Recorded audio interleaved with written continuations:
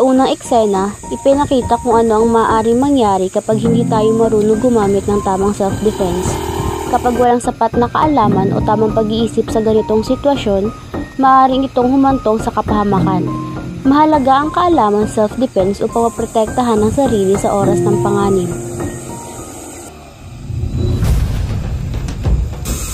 Bakit po?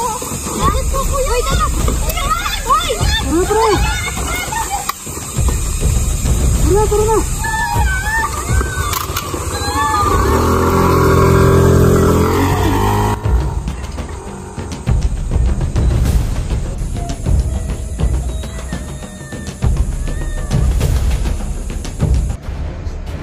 Sa eksenang ito, ipinakita ang tamang paggamit ng self-defense kapag ang aggressor ay may dalang patalim.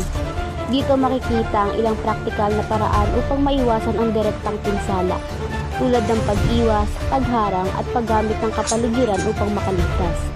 Ipinapaalala rin na ang layunin ng self-defense ay ang kaligtasan, hindi ang pakikipag-away. Tubok na ako, pauwi.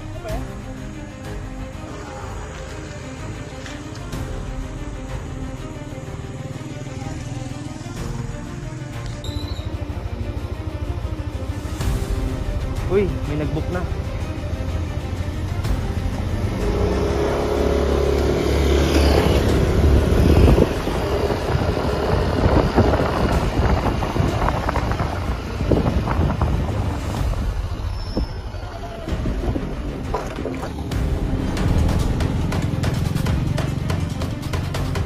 Mark po, saan? Papunta kayo dito. Yan, yan.